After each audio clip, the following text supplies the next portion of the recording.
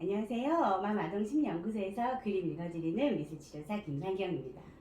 자, 오늘 함께 만날 이 친구는요, 초등학교 3학년인데, 그 학원이라든지 학습지라든지 그런 학습적인 시간이 일상에서 제법 많은 양을 차지하고 있는 친구예요. 그래서 이 친구의 고민도 놀고 싶고 게임도 하고 싶고 그러고 싶지만 내가 하루 해야 하는 학습의 양이 제법 있어서 집중해서 그걸 빨리 끝내고 싶어요. 그런데 집중이 잘 안 된대요. 그래서 정말 집중이 잘 안 될까요? 이런 이야기를 하고 있는 친구예요. 자, 그러면 기특하기도 하고 안쓰럽기도 하고 그런 친구인데, 자, 이런 친구에게 제가 사과 따는 사람 그림을 의뢰를 했어요. 자기에게 주어진 문제를 어느 만큼 인식하고 있고 어떤 방법으로 해결하고 있는지 그 내용을 한번 알아보고 싶었습니다.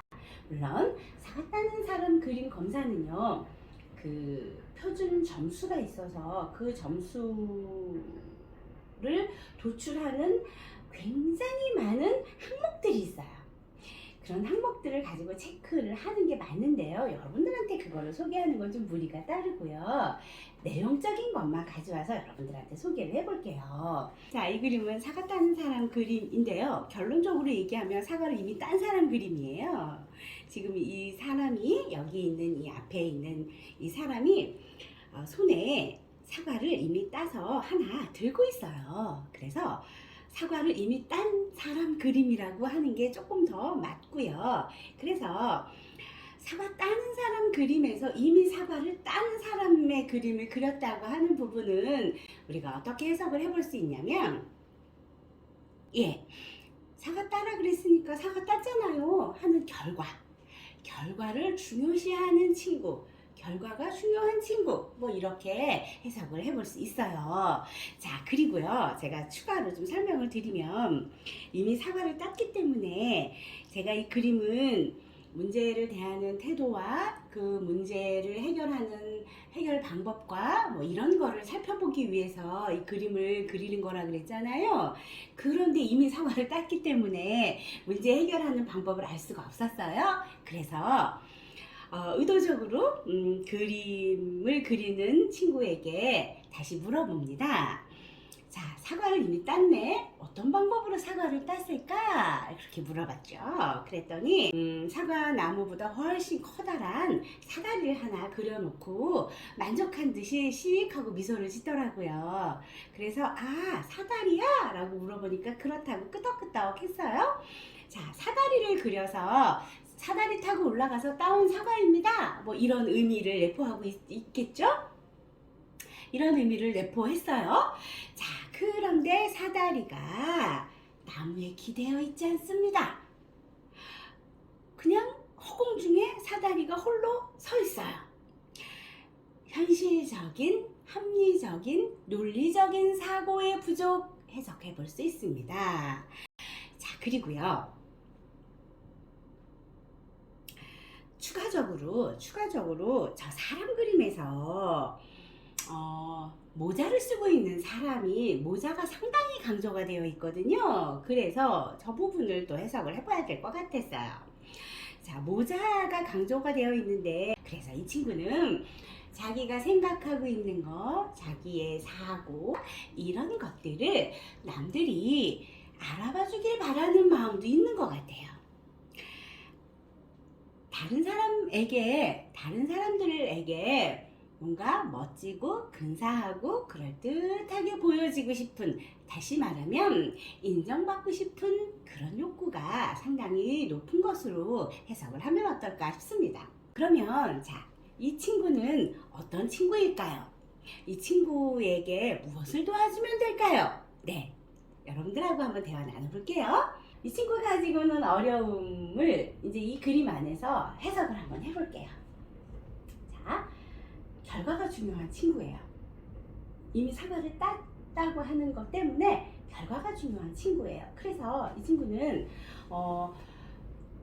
어제는 1시간 만에 이 문제의 집을 다 풀었는데 오늘은 1시간 반이 걸렸다. 그러면 나는 오늘 30분 동안 집중하지 못했고 30분 동안 시간을 허비했어. 어제 문제는 쉬웠지만 오늘 문제는 어려웠을 수도 있잖아요. 그렇죠? 그래서 그 30분이라는 시간이 연장되어 있는 것이 어쩌면 당연한 결과일 수도 있잖아요. 그런데 시간만 놓고 봤기 때문에 자기는 30분을 허비했어요. 그렇게 판단하기 때문에 이 친구는 일상에서 실패, 좌절, 만족스럽지 않은 결과 이런 걸 너무 많이 경험하고 있습니다. 자, 실패 경험이 많으면 나에 대해서 부정적인 생각을 갖게 되죠. 자기 자신에게 부정적인 평가를 하는데 자기 자신에게 부정적인 평가를 한다는 걸 남들에게 들키고 싶진 않잖아요. 그래서 밀짚모자에 표현되어 있는 것처럼 뭔가 좀 근사하고 멋지고 괜찮은 사람으로 인정받고 수용받고 평가받고 싶어요. 그런 마음 때문에 이제 비논리적인 사고를 하는 것 같습니다. 사다리요. 비논리적인, 비현실적인 그런 생각을 일상에서 문제 해결 방법으로 생각하고 있는 것 같아요. 그러면 좌절이나 실패는 자꾸 증가돼요. 자, 그러면 이제 어떤 도움이 이 친구한테 필요할까요? 과정에 대한 칭찬이요. 중간중간에 어떤 자세로 어떤 모습으로 내가 그 일을 해내고 있다라고 하는, 그리고 그거에 대한 인정을 받았다고 하는 그런 과정 칭찬이 이제 이 친구의 생각을 변화시켜 줄 거라고 믿고요. 자, 그 다음에 문제를 비현실적인 방법으로 해결하려고 하는 태도는 미술이라고 하는, 미술 작업이라고 하는 방법으로 치료를 해보면 어떨까 제가 제안을 하겠습니다. 자, 미술은요, 상상도 얼마든지 표현할 수 있고요. 기상천외함도 얼마든지 표현할 수 있어요. 그런데 표현 가능은 해요. 그런데 어떻게 표현해요? 현실적인 방법으로 표현합니다. 크레파스를 쓰거나 점토를 쓰거나 풀과 과이나 이런 재료를 쓸 때요, 구체적인 재료를 가지고 표현을 하게 되기 때문에, 그렇기 때문에 미술 작업은 상상을 표현하지만 현실 작업이에요. 그래서 미술 작업을 통해서 결과를 쪼개서 인식할 수 있는 그런 능력을 키워줄 수 있을 것 같습니다. 예를 들면 학습지 푸는 거를 설명을 해볼게요. 학습지를 내가 오늘 10쪽을 풀어야 돼요. 그러면 이 친구의 과제는 10쪽이에요.